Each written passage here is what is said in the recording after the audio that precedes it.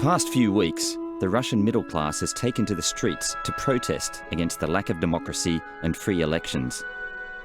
The biggest popular protests in Russia in 2 decades have so far made little impression upon the man who has ruled the country for more than 10 years. On March the 4th, Vladimir Putin is expected to win his 3rd term as president of Russia. Can the opposition protests become a threat to Putin's power? What lies ahead for the opposition?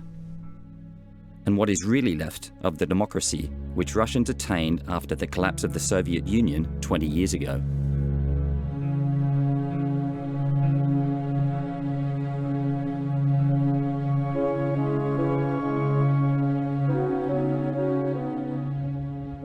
The industrial city of Volgograd, 1,000 kilometers south of Moscow, was the site of World War II's bloodiest battle. When the Red Army finally evicted the Germans from the city, named after Joseph Stalin, more than 2 million people had lost their lives. The memory of that battle has made the city a communist stronghold, even today. This evening, the communists have invited their followers to another political meeting.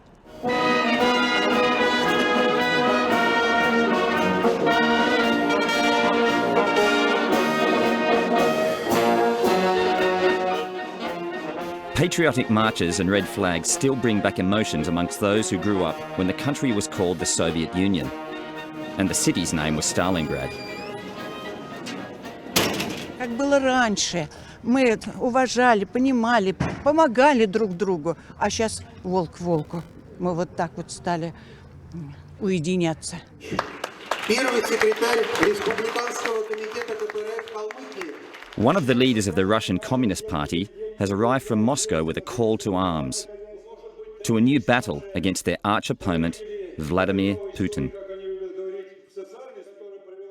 Центральный комитет партии видит в вашем лице передовой отряд наших бойцов в деле защиты интересов трудового народа и нашей Родины.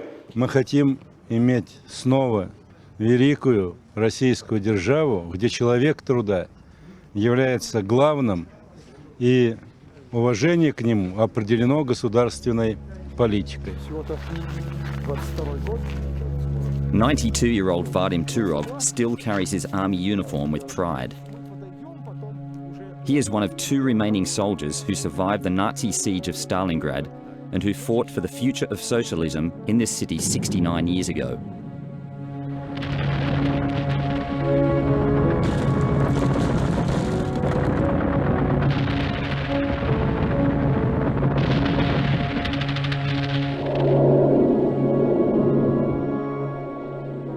For him, it was all but unthinkable that the Soviet Union should ever fall apart. Это невозможно, это немыслимо. Для нас это было бы все равно, что, как сказать, небо упало бы на нас. Это, невозможно. Советская страна – это была единственная страна, которую защищал весь народ, от мала до старика.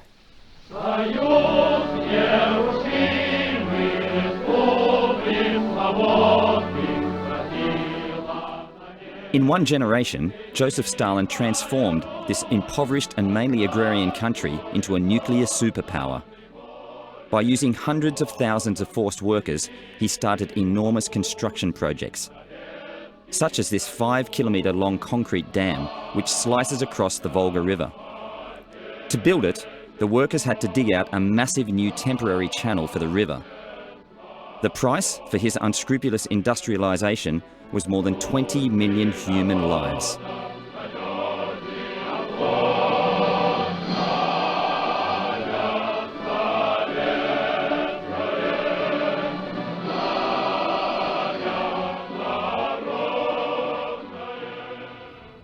Still, for loyal communists like Vadim, that December day 20 years ago when the communist state was dissolved was like the end of the world. Это было подобно, так не физической, а просто моральной смерти. В этот день так сказать, себя чувствовать, крутился, что звонил, так сказать, в разные организации, что ж творится, что это же предательство, это невозможно было представить себе, что Советский Союз рухнул бы, а нет, так случилось. 20 years later, the Communist Party is still a strong force in Russian politics. In Volgograd, the party's deputy president welcomes fresh members with a handshake and a diploma. Even though they have the support of around 20% of the population, the Communist Party has a big problem. Their traditional voters are dying. With the presidency race heating up, it is more important than ever for the party to attract the younger voters. На этом плакате мы видим, на самом деле, типичное представление партии КПРФ. Молодые, юные, энергичные, ребята, у которых много планов, которые хотят жить в стране хорошо и которые будут жить хорошо. The local leader of the Communist Youth Organization never experienced life in the Soviet Union. But the stories she has heard from her parents and grandparents have convinced her that everything was better in the old days. Демократия в Советском Союзе всегда была. Поэтому... Была? Конечно. Какая демократия? Одна партия?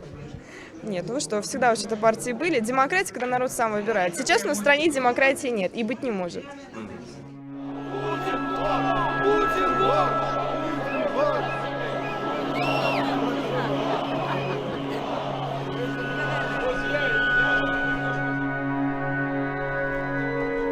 In a few weeks, the Russians go to the polls again. But according to the opposition, this will be no real election. In the streets of Moscow and St. Petersburg, communists have joined forces with liberals, nationalists and anarchists to demand more freedom and democracy. But their opposition to Vladimir Putin is so far the only thing uniting them. Мы просто не хотим, чтобы нас считали быдлом. И я думаю, что это вот терпение кончилось. Путин плохой. Ну, все коротко и ясно. А вы думаете, что он вас услышит? Услышит. Если мы будем громче кричать, я думаю, он нас услышит. Наверное, накопилось, переполнилась чаша. Вот. То есть раньше как-то, ну, знаете, как бы как у всех здесь людей, у меня своя работа, семья и так далее. Как бы выбираться времени нету, ну а тут уже все надоело. Вот я и пришел. Режим сейчас проходит испытания на репрессивность. Если они включат репрессии, значит, они точно объявят всем: мы диктатура. Даешь свободные выборы! Даешь свободные выборы! In Russia today, it is impossible for large parts of the opposition to even participate in politics.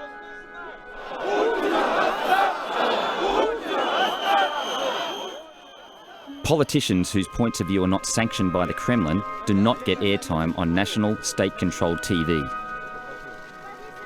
And the authorities also use more direct methods to limit the amount of opposing voices.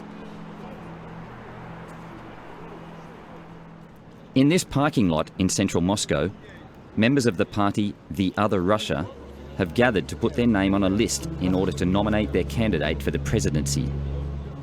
The reason they're meeting inside a bus is that the police showed up and closed down the entire hotel where they were planning to meet and discuss their campaign. Дело в том, что сегодня нас не пустили в то помещение, которое мы официально сняли по договору и заплатили деньги. Это происходит здесь рядом в гостинице «Верга». То есть нас с утра просто сообщили, что в помещении внезапно проводится ремонт, и полицейские оградили, даже не пустили нас даже в вестибюль. То есть, очевидно, можно сказать, что это принято политическое решение, что надавили и на полицию, и на руководство гостиницы. Despite the politicians' ability to improvise, their candidate, writer Edward Lemonov, is still rejected by the powerful National Election Commission a few days later.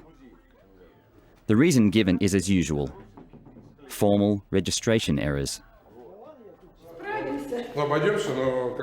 This is a measure opposition leader Boris Nemtsov has also experienced several times. Opposition has no chance to be registered. Opposition has no chance to be registered like a party, and the opposition has no chance to be registered like a candidate. That's why this is not an election, once again. And I believe that we continue our campaign, vote for Russia, vote against everybody. The former Deputy Prime Minister under President Boris Yeltsin has decided not to run for president in March. He simply doesn't believe it is worth the effort trying. Even if he should pass through the initial scrutiny of the government-controlled election commission, massive bureaucratic and practical hurdles await anyone who wants to register as a candidate. We need to collect 2 million signatures, not in Moscow, but throughout the country, in 50 regions, and not in 3 months, but in 1 month from the second part of December to the second part of January. Investigators must check all of these signatures. And if investigators will find some wrong signatures, this is an opportunity to fire you and to cancel registration.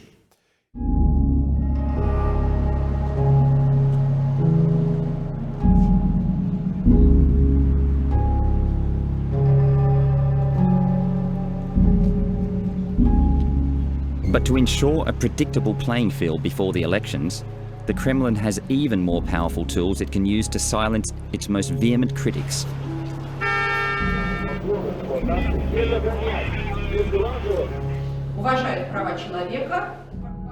This is Yevgenia Chirikova. She has become one of Russia's most influential oppositionists after her unyielding criticism of the government over the planned construction of a highway through a popular recreational area outside Moscow. Когда он начинает там обнажать свой торс для того, чтобы поднять свой политический рейтинг, это выглядит убого.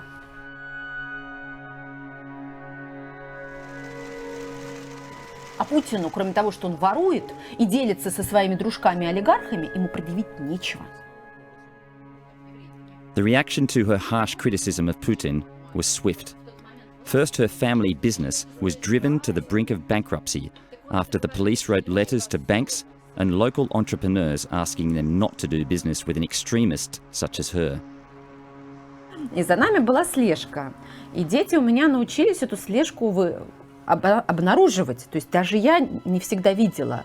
Они видели, что за нами следят. Это были представители Центра по борьбе с экстремизмом. Later, representatives from the authorities came to her home to take her children away. Ко мне пришли из органов опеки и сделали такое заявление, что я истязаю своих детей, что я их не кормлю, что я над ними издеваюсь, что ко мне приходят бомжи.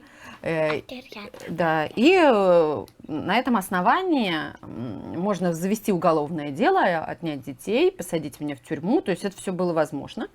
With no opportunity to defend herself, Yevgenia posted a desperate plea for help on the internet. The overwhelming support she received is a testament to her popularity. Thousands of supporters called the local authorities to complain about her treatment. That same night, all charges were dropped. For Chirikova, this experience was just one more example that the ghost of Stalin still haunts the Kremlin's corridors. Я прекрасно понимаю, что в нашей стране возможно все. У нас есть политические заключенные, и это все возможно. Могут оговорить, могут посадить без суда нормального человеческого, без должных на то оснований. И человек будешь сидеть в тюрьме. Это после нашей с вами активности 1,5 года. Это после многочисленных доносов позора, которые власть продемонстрировала. Россия без Путина! Россия без Путина! Россия без Путина! Свободу! Chirikova's brave resistance to the government has been a source of inspiration to the thousands who have ignored the fear of a crackdown and taken to the streets across Russia.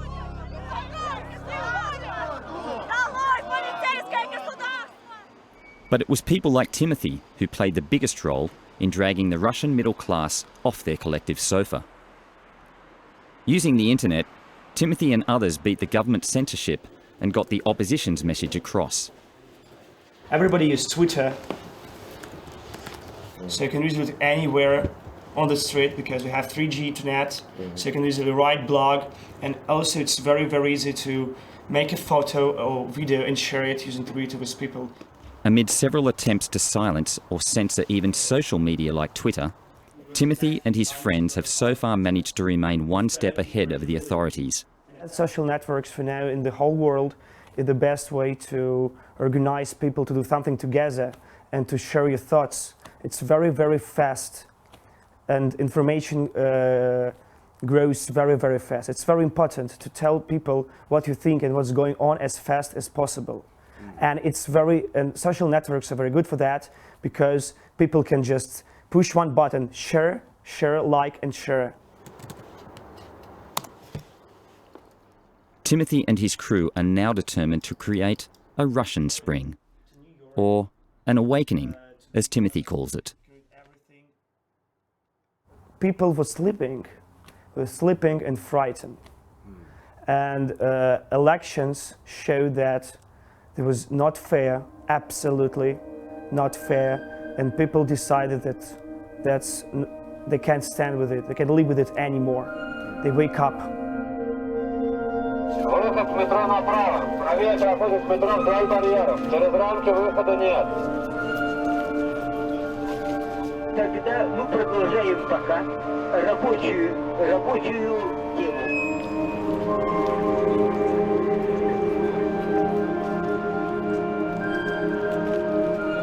Ни с сомнением, ни с какими разоблачениями. Эти мерзавцы понимают только силу народа.